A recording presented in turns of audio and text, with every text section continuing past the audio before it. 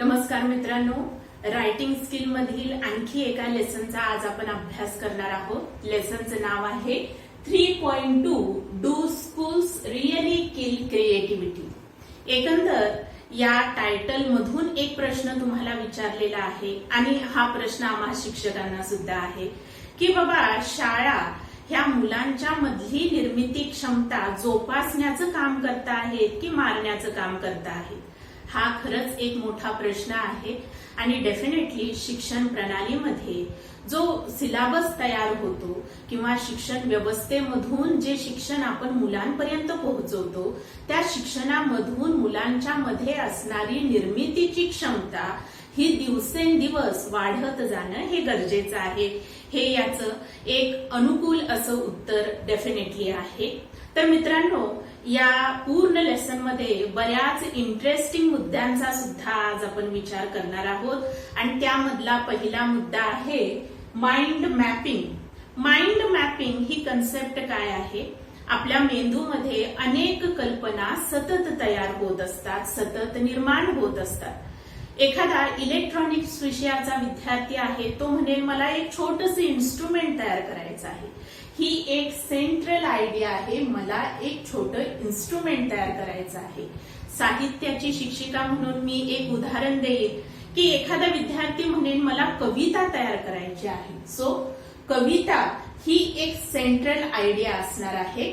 मग त्याचे सब ब्रांचेस कोणते असणार आहेत की पहिली ब्रांच असेल मला कविता तयार करत असताना विषय कोणता निवडायचा आहे, त्या विषयाला आणखी समतोल असे कोणकोणते विषय आहेत, त्या विषयाशी अनुरूप कोणकोणते मुद्दे मी मांडणार आहे, प्रत्येक मुद्द्यामध्ये कोणकोणता घटक मी इन्क्लूड करणार आहे।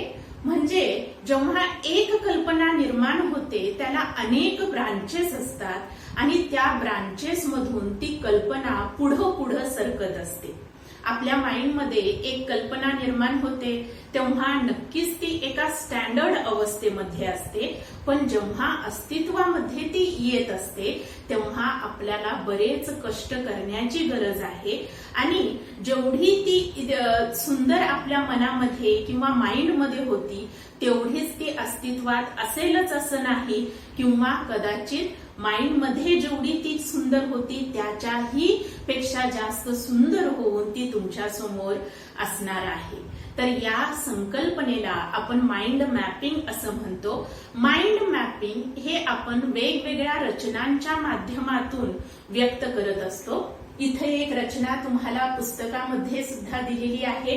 इथं आहे सेंटर आयडिया, इथं आहेत त्या विषयाशी त्या कल्पनेशी संलग्न असणारे विविध मुद्दे। या मुद्द्यांच्या आधारावरती ती कल्पना पूर्णतेकडे जात असते।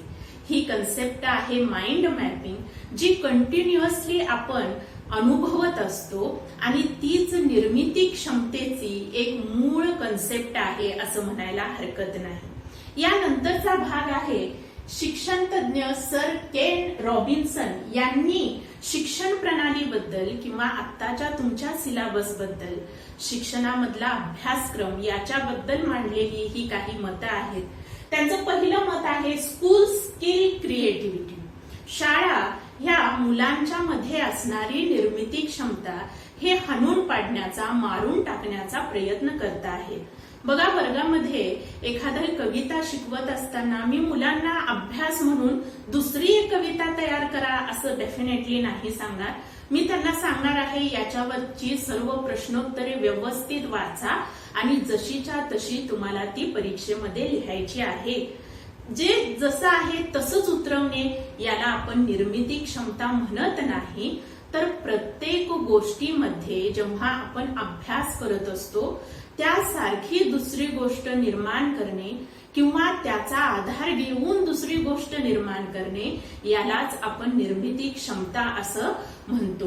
दुसरा मुद्दा आहे एज्युकेशन आउट ऑफ क्रिएटिव्हिटी। त्यांनी अगदी स्पष्टपणे मांडलेलं आहे की आत्ताचं जे एज्युकेशन आहे ते पूर्णपणे निर्मितीपासून बाहेर जाणारं असं एज्युकेशन आज आपण मुलांना देतो आहोत। एखादा लेसन शिकवून झाल्यावर आपण त्याच्यावरच्या प्रश्न उत्तरांवरती फोकस करतो, पण आपण कधी मुलांना असं म्हणतो का की याच्यामध्ये असणाऱ्या गोष्टी तुमच्या रिअल लाईफ मध्ये कुठंतरी जोडण्याचा तुम्ही प्रयत्न करा. यामधील एक्सपेरिमेंट घरात करा आणि असेच एक्सपेरिमेंट आणखी कोणते होऊ शकतात का याचा विचार करा. तर नाही, आपण प्रश्न आणि उत्तर याच्यावरती फोकस करतो आणि त्याच्यामुळं ती निर्मितीची क्षमता ही त्याच्यातून डेव्हलप होत नाही. त्यानंतर आहे creativity acquired in education itself. Sir Ken Robinson असं म्हणतात की निर्मितीची क्षमता ही कशामधून निर्माण होत असते, तर शिक्षणामधून. शिक्षण हा निर्मितीचा फार मोठा स्रोत आहे आणि जर त्यामध्येच आपण मुलांना ही निर्मिती क्षमता दिली नाही तर कदाचित एक शिक्षक म्हणून आपण त्या मुलांचं कुठंतरी नुकसान करतो आहोत. निर्मितीची क्षमता होण्याचा सर्वात मोठा स्रोत शिक्षण आहे आणि शिक्षणामध्ये नवनिर्मिती घडवून आणणं हे फार गरजेचं आहे. याच्यासाठी शिक्षण परिपूर्ण असणं हे फार गरजेचं. निर्मिती क्षमता ओळखणं किती गरजेचं आहे हे पाहण्यासाठी तुमच्या पुस्तकामध्ये एक फार सुंदर उदाहरण दिलेलं आहे मित्रांनो, आणि हे उदाहरण आहे गिलियन लिन या एका बॅलेट डान्सर यांचं उदाहरण आहे. आता त्या वयाच्या 92व्या वर्षी पदार्पण करता आहेत आणि जीवनाचा मागचा प्रवास जेव्हा त्या बघतात आणि डेफिनेटली त्यांच्या चेहऱ्यावरती हसू उमटत असेल. हा प्रवास सुरू होतो ज्या वेळेस त्या 8 वर्षाच्या होत्या.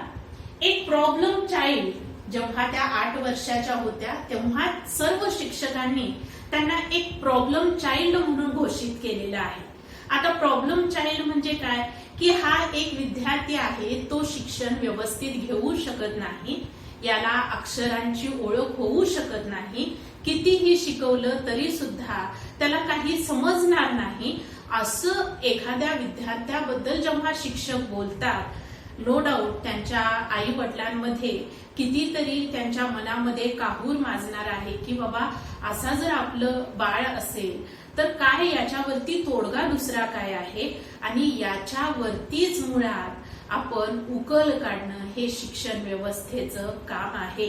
कधी कधी आपण एखाद्या व्यक्तीला निकामो म्हणून त्याला रिजेक्ट करतो, पण त्या व्यक्तीकडे काही असे सुप्त गुण आहेत का की ज्यांचा वापर करून तो जीवनामध्ये यश प्राप्त करू शकतो, जीवनामध्ये प्रगतीवर जाऊ शकतो. याचा अभ्यास, निर्मिती क्षमतेचा अभ्यास करत असताना शिक्षकांनी करणं फार गरजेचं आहे. तर 8 वर्षाची छोटी मुलगी आहे जिला सर्व शिक्षक प्रॉब्लेम स्टुडंट, प्रॉब्लेम चाइल्ड म्हणून घोषित करताहेत आणि त्यानंतर त्याच्या पाठीमागचं रिझन काय आहे, inability to sit still and concentrate. का तिला प्रॉब्लेम चाइल्ड म्हणलेलं आहे, कारण ती वर्गामध्ये एकाग्र होऊन बसत नाही. वर्गामध्ये टीचर काय शिकवत आहेत त्यांच्याकडे ती लक्ष देत नाही आणि त्यामुळं तिला प्रॉब्लेम चाइल्ड, प्रॉब्लेम स्टुडंट म्हणून घोषित केलेलं आहे. जेव्हा एखादा विद्यार्थी वर्गामध्ये लक्ष देत नाही, डेफिनेटली शिक्षक जे शिकवत आहेत त्याला समजणार नाही. शिक्षक जे अक्षरांची ओळख, वेगवेगळ्या कविता शिकवत आहेत ती ओळख त्याला होणार नाही आणि त्यावेळेस शिक्षकांनी तिथे हार मानलेली आहे आणि शिक्षक म्हणत आहेत की ही व्यक्ती शिक्षण क्षेत्रामध्ये, ही मुलगी शिक्षणामध्ये काहीही करू शकणार नाही. आणि जेव्हा अशा संभ्रमावस्थेत या 8 वर्षाच्या मुलीचे पॅरेंट्स विचार करतात तेव्हा ते त्या मुलीला एका डॉक्टरांकडे घेऊन जातात. Doctor turned on the radio. Okay, ते डॉक्टर काय करतात पहा, ते त्या छोट्या 8 वर्षाच्या मुलीला अशा एका खोलीमध्ये एकांतामध्ये तिला सोडतात आणि तिथे हळूच एक रेडिओ ते ऑन करतात आणि रेडिओ ऑन केल्यानंतर काय चमत्कार होतो, ती छोटी मुलगी तिथं मस्त पद्धतीने, अगदी चांगल्या पद्धतीने नृत्य करायला सुरुवात करते. त्या संगीताच्या तालावरती ते स्वतःचे स्टेप्स निर्माण करण्याचा प्रयत्न करते आणि सुंदर रीतीनं तिथं ते नृत्य ती प्रेझेंट करते. तर मित्रांनो, इथे या शिक्षकांचं किंवा या शिक्षण व्यवस्थेमध्ये प्रत्येक मूल हे एक युनिक मूल आहे. प्रत्येक विद्यार्थी हा वेगळा आहे, त्याच्यामध्ये असणारे कलागुण हे वेगवेगळे आहेत आणि ते कलागुण अभ्यासणं आणि त्याच्या कलागुणांना आपण जोपासणं, फक्त जोपासणेच नाही तर त्यांना प्रोत्साहित करणे फार गरजेचं आहे.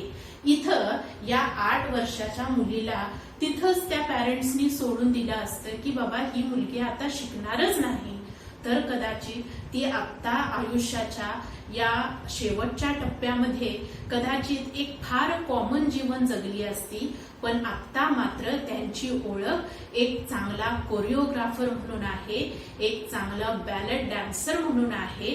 तर हे कशामुळे शक्य आहे? कारण इथे या डॉक्टरांनी तिच्यामध्ये असणारा जो सुप्त गुण आहे, डान्सिंगचा जो गुण आहे तो ओळखला आणि त्या गुणाला ओळखून जोपासून त्याला प्रोत्साहित करण्याचं काय केलेलं आहे, काम केलेलं आहे.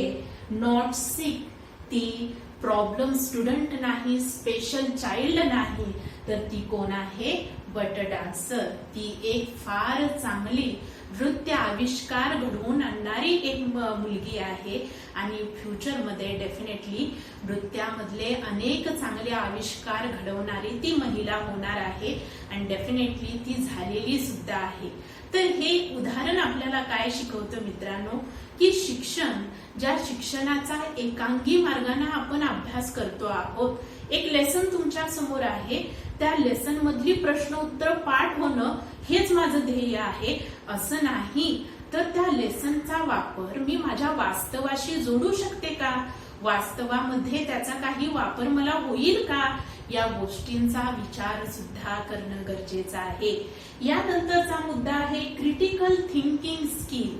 आपण एक मार्गाने विचार करत असतो, एक मार्गाने विचार करणं हे चुकीचं आहे असं नाही, पण एखादी समस्या तुमच्या समोर आहे, एखादी गोष्ट तुमच्या समोर आहे, एखादा मुद्दा तुमच्या समोर आहे, त्याला किती वेगळ्या पद्धतीने आपण काय करू शकतो, विचारात घेऊ शकतो, त्याला किती वेगळ्या पद्धतीने आपण तोडगा निर्माण करू शकतो, याही गोष्टी आपण लक्षात घेणं फार गरजेचं आहे.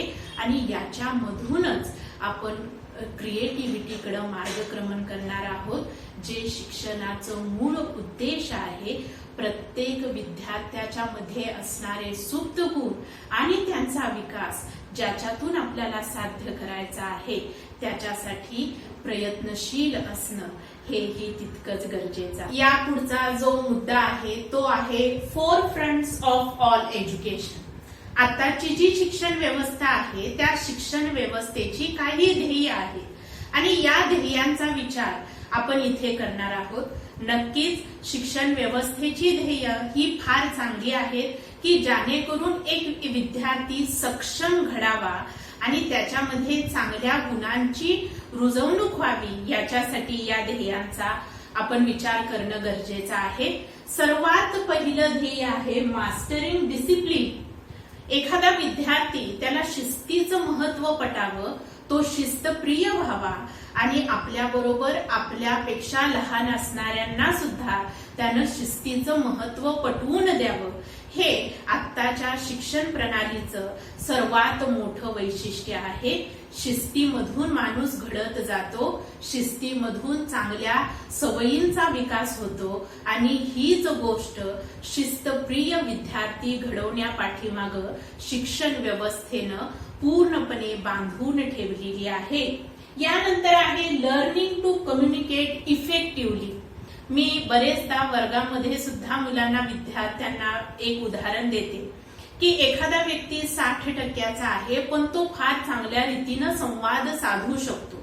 तो स्वतःकडे असणारी एखादी गोष्ट, स्वतःचं ज्ञान चांगल्या रीतीने मांडू शकतो आणि हेच शिक्षणाचं फार मोठं उद्देश आहे. जे ज्ञान आपल्याकडे आहे ते ज्ञान आपण व्यवस्थितरित्या मांडणे फार गरजेचं आहे आणि त्या मांडण्यावरती, तुमच्या कम्युनिकेशन स्किलवरती करिअरच्या वेगवेगळ्या संधी तुम्हाला उपलब्ध होणार आहेत. त्यानंतर आहे सिव्हिकली डिस्कशन अँड आर्ग्युमेंट. समाजानं काही नियम आपल्याला दिलेले आहेत, काही रूल्स रेग्युलेशन्स आपण समाजामध्ये जगत असताना आपण ते फॉलो करत असतो आणि ते एका अर्थानं फार गरजेचं आहे. नाही फॉलो केले तर एक अराजकता, एक अस्वस्थता समाजामध्ये निर्माण होऊ शकते. समाजानं दिलेल्या चाकोरीमध्ये राहून आपण आपली मतं मांडण्याचा प्रयत्न करत असतो. एखादी चर्चा आहे, त्या चर्चेमध्ये काय चांगलं काय वाईट हे आपण संस्कारांच्या आधारावरती, शिक्षणाच्या वेगवेगळ्या तत्वांवरती आपण ते मांडू शकतो आणि हे सामर्थ्य आपल्याला शिक्षणामधून येत असतं. मित्रांनो, याला जोडून आणखी एक आहे गोल्स ऑफ एज्युकेशन, जो चार्ट इथं नाही पण मी तुम्हाला त्याबद्दल थोडी माहिती सांगेन. गोल्स की एकंदर काय अचीव करायचं आहे, ध्येय काय आहे. तर व्हॉट इज ट्रू, जीवनामध्ये काय खरं आहे काय खोटं आहे याचं ज्ञान मुलांना कळावं. ते मॅच्युअर होतील तेव्हा त्याच्या समोर असणारा व्यक्ती एक सच्चा व्यक्ती आहे का, एखादा व्यक्ती तुमच्याकडे पाहत असताना तुम्हाला फसवण्यासाठी तुमच्याकडे तो संवाद साधण्याचा प्रयत्न करतो आहे. या गोष्टी तुम्हाला उमजणं फार गरजेचं आहे. सच्च्या गोष्टी कोणत्या आहेत, खऱ्या गोष्टी कोणत्या आहेत, वाईट गोष्टी कोणत्या आहेत, कोणत्या गोष्टींच्या जवळ आपणाला जाणं गरजेचं आहे, कोणत्या गोष्टींपासून अंतर ठेवणं गरजेचं आहे, हे शिक्षणामधून साध्य करण्याचा प्रयत्न होतो. दुसरं आहे व्हॉट इज ब्युटिफुल. जीवनामध्ये बऱ्याच गोष्टी सुंदर आहेत. एखाद्या पर्यटन स्थळावरती आपण जातो, एखादा छान सिनारिओ आपण तिथं पाहतो, आपण फार संतुष्ट होतो, आपल्याला आनंद होतो. अनेक सुंदर गोष्टी आपल्या आजूबाजूला असतात. त्या सुंदर गोष्टी कोणत्या, त्यांचा आस्वाद घेणं हे शिक्षणाच्या माध्यमातून आपण शिकत असतो. त्याच्यानंतर आहे व्हॉट इज गुड. आता मी मागं मांडल्याप्रमाणे की बाबा एखादी गोष्ट चुकीची आहे तर ती न करणं हे केव्हाही चांगलं. एखादी गोष्ट चांगली आहे, ज्या गोष्टीतून आपण प्रगती करत असतो त्या गोष्टीला आपण एक्सेप्ट करणं, ती गोष्ट स्वीकारणं हे फार गरजेचं आहे. तर या वेगवेगळ्या 3 टप्प्यांमधून सुद्धा आपण शिक्षण हे घेत असतो. त्याच्यामध्ये what is true, what is good, what is beautiful या घटकांचा विचार करून मुलांना त्या गोष्टींचं योग्य ज्ञान देणं हे सुद्धा तितकंच गरजेचं आहे. त्यानंतर आहे 21st century skill.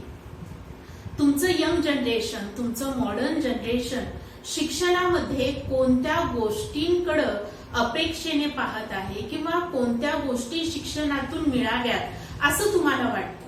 21st century skills म्हणजे हे मॉडर्न जग, या मॉडर्न जगामध्ये जगत असताना शिक्षणातून कोणत्या गोष्टी किंवा स्किल्स मिळणं फार गरजेचं आहे. सर्वात पहिलं प्रॉब्लेम सॉल्व्हिंग. शिक्षण आपण का घेत आहोत, कारण जीवनात येणाऱ्या अनेक अडचणींवरती आपण शिक्षणाच्या माध्यमातून काय करत असतो, मात करत असतो. आणि ही मात करण्यासाठी शिक्षणाचं शस्त्र तुमच्या जवळ असणं गरजेचं आहे. असं म्हणलं जातं शिक्षण दुधारी तलवारीप्रमाणे असतं, ते आपल्याला कायम सतत जीवन जगत असताना सहकार्य करतं. तर जीवनात येणारे वेगवेगळे प्रॉब्लेम सॉल्व्ह करण्याचं धाडस, सॉल्व्ह करण्याची प्रेरणा आपल्याला शिक्षणामधून मिळत असते. Second, transfer of skill. आता हा मुद्दा मी माझ्या दृष्टीनं थोडासा याचं जे वैशिष्ट्य आहे ते तुम्हाला सांगेन. Transfer of skill. एखादा व्यक्ती चांगला कम्युनिकेट करतो तर त्या स्किलचं रूपांतर तो एक चांगला लेखक म्हणून का नाही करत. एखादा चांगला लेखक आहे तो एखादा चांगला कवी होऊ शकतो का. एखादा चांगला फुटबॉल प्लेयर आहे तो क्रिकेट खेळताना सुद्धा त्याचं स्किल तिथे मांडू शकतो का. म्हणजे एकंदर शिक्षणामधून तुमच्याकडे असणारी कला सतत डेव्हलप होणं गरजेचं आहे आणि या कलेमधूनच शिक्षण परिपूर्ण अर्थापर्यंत आपल्यापर्यंत येत असतं. त्याच्यानंतर आहे कम्युनिकेशन. हा मुद्दा इथे सुद्धा मांडलेला आहे की एकंदर आत्ताच्या मॉडर्न युगामध्ये जगत असताना बोलणं या गोष्टीला दुसरा पर्याय नाही. तुम्ही किती सुंदर रीतीने प्रेझेंट करता, तुम्ही किती चांगल्या रीतीने तुमचा मुद्दा मांडता, याला फार महत्व आहे. सो शिक्षणाचा मूळ एम किंवा मूळ ध्येय आपण असं म्हणूया की हाऊ टू कम्युनिकेट इफेक्टिव्हली. तुम्ही प्रभावीरित्या कसे बोलू शकता आणि दुसऱ्याला आपला मुद्दा कसा पटवून देऊ शकता, हेही तितकंच महत्वाचं आहे. आणि त्यानंतर आहे learn how to learn. Okay, learn how to learn फार मजेशीर मुद्दा आहे. माझ्या शाळेमध्ये स्वयं अध्ययन ही एक नवीन विचार प्रणाली आम्ही राबवतो आहोत. रचनावादाच्या कल्पनेअंतर्गत हा एक नवीन प्रकल्प मी माझ्या शाळेमध्ये माझे अनेक सहकारी बंधू भगिनी सुद्धा घेत आहेत. तर एखाद्या वर्गामध्ये जेव्हा तुम्ही जाता, तुम्ही त्या वर्गातल्या मुलांना एक लेसन ओपन करायला सांगता आणि त्यांना तुम्हाला सांगायचं आहे शिक्षक म्हणून की आता तुम्ही हा लेसन अभ्यासा. आता याचा परिणाम असा झाला की बरेच विद्यार्थी घरी जाऊन सांगायला लागले की मॅडम वर्गात आल्यानंतर काहीच शिकवत नाही. आणि पॅरेंट्स फोन करायला लागले की बाबा मॅडम तुम्ही कसं काय शिकवत नाही, मुलांनाच अभ्यास कसा करायला लावता, आणि त्यांना जर अभ्यास करायचा असेल तर त्यांना शाळेत पाठवण्याचं उद्दिष्ट काय. तर एकंदर स्वयं अध्ययन ही संकल्पना, सेल्फ स्टडी ही संकल्पना मुलांना जास्त प्रभावीरित्या डेव्हलप करण्यासाठी बनलेली आहे. एखादा लेसन जेव्हा आपण स्वतःहून अभ्यासतो, आपण स्वतःहून त्याच्या नोट्स काढतो, तेव्हा जितका तो लक्षात राहतो तितका डेफिनेटली जेव्हा एखादे शिक्षक आपल्याला शिकवतात तेव्हा राहत नाही. तुम्ही बघा, जेव्हा एखादे शिक्षक शिकवतात आपल्याला फार छान वाटतं, सगळं कळाल्यासारखं वाटतं, पण खरंच ते तितकं कळालेलं आहे का, हा एक विचार करण्याचा मुद्दा आहे. आणि याच्यासाठी स्वयं अध्ययन म्हणजे त्या मुलांना शिकवलं पाहिजे की शिकायचं कसं आहे. आणि हे ज्या वेळेस आपण व्यवस्थितरित्या मुलांना शिकवू, त्याच्यातून खऱ्या अर्थानं त्यांची प्रगती होत जाणार आहे. थँक्यू.